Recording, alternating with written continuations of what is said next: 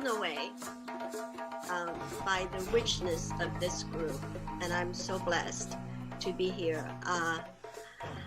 I just want to share something that happened to me last night. After the conference, I was so tired. And when I went to bed, um, I didn't know, I was just out. And my husband told me just 2 hours ago, did you know you usually dream and it'll be mumbles? But I heard you clearly says something. I said, what's that? He said, how much you enjoy the conference. and, and I said, really? I said that? But the one that I really enjoy a lot was about forgiveness. And that's really my motto. And that's what I wrote about. I have learned about a lifestyle of forgiving, letting go of offenses since I was about 5.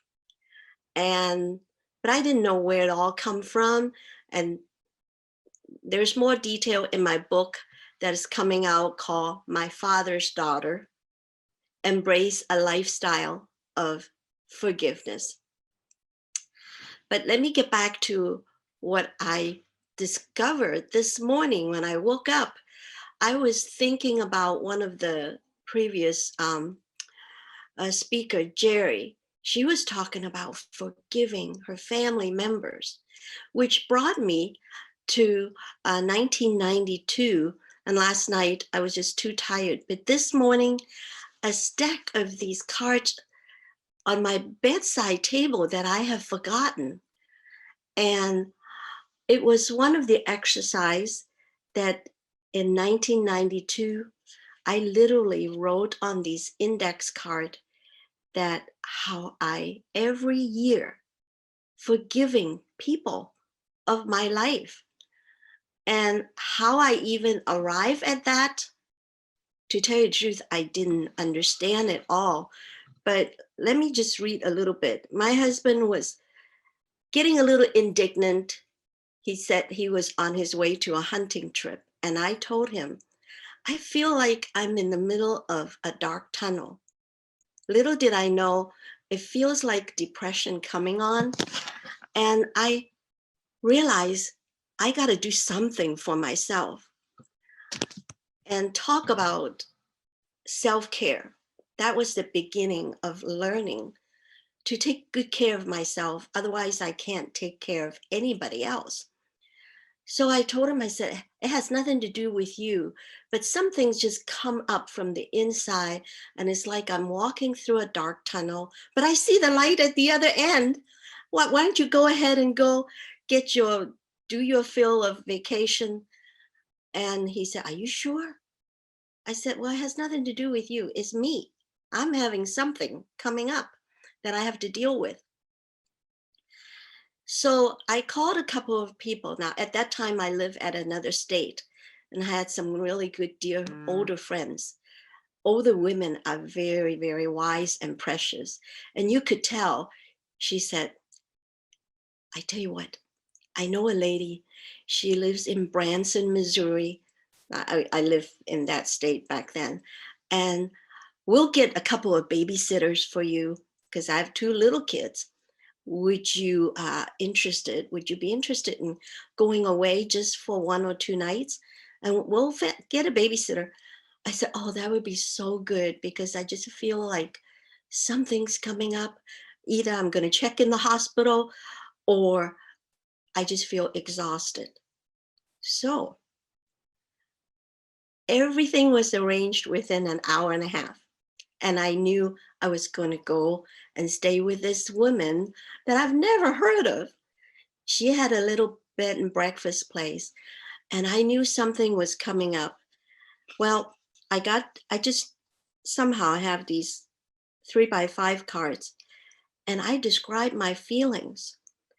And it was so, still this day, it says, at the beginning, it says, 19 years of not understanding my father, the pain that motivates me to drive, to know more about me so that I can be a better mother, a better wife, but most importantly, a better daughter to God, a better daughter to my parents. Now, mind you, some part of the story I skip. I had a wonderful dad until age 5, and that's a whole nother story. So I checked into the bed and breakfast, didn't know this woman, but she was so loving. She said, I'm praying for you and I will make dinner for you. I said, oh gosh, this is so nice. So I just indulged myself in writing down, there's 19 cards. Each card was full of pain and full of grief that I have to put them down. So, but I started by praying a prayer. I renounce every place, every participation, and every soul that is tied to mine to hold me down. And I mourn and grieve all the past of religion, of that me.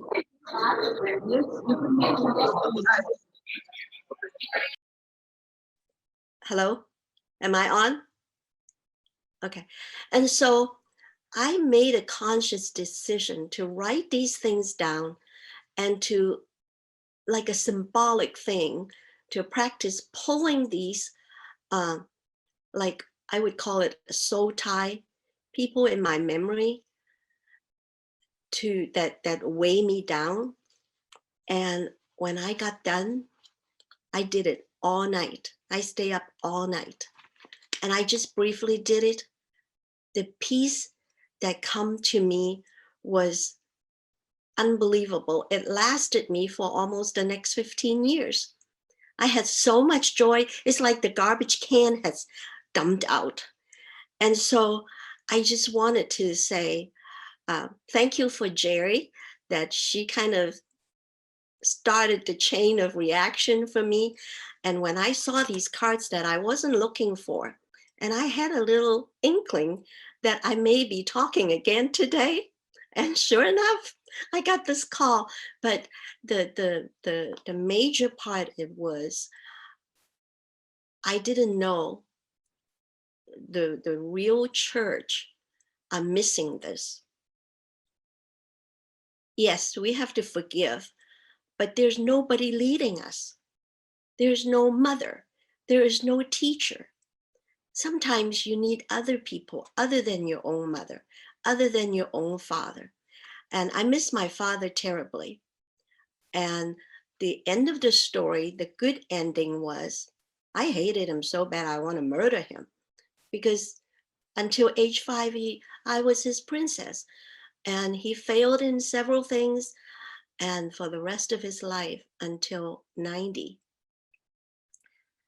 he never turned around. He was violent. And it was something that I thought, wait a minute, what happened? By age 8, I said, it has nothing to do with me. I learned boundary and I grew up quick by just saying, that's no longer my dad and it's not my fault. I believe God is there with me, for me, healing me. You know, the Bible would say, and people at church will say, well, God is your counselor and he'll give wisdom. I said, you know, sometimes when he impress upon you to do something, if you obey an inch, you get a ton of freedom. And I just wanted to share that freedom as something, you know, sometimes we're stuck by ourselves. Now, back then we didn't have internet, there's no cell phone, but I knew that I'm not, even if I'm alone, I'm never lonesome or lonely because someone's watching over me. And um, that was 1992. And from there, I was on like a straight line looking for who is my real father, who is my real mother. And because of that, being set free, I feel like now is my turn to guide and lead and enjoy. Uh, I'm still learning, okay? I haven't arrived totally, but I also realize we all are growing and there's different season. And I want everyone to know uh, forgiveness is one of the keys. I'm not saying it's everything. And reconciliation and forgiveness are two separate things. Most people don't even realize it. They think that the person hadn't have not uh, apologized, therefore I have to commingle back. Oh no, that's part of my workshop on the 17th about a lifestyle of forgiveness, because that freedom actually kept me well. And you all know, as an ND, wellness is also my big thing too. So I'm so glad to see all these healers that are coming on board. We're going to have a ball. Well, thank you for listening.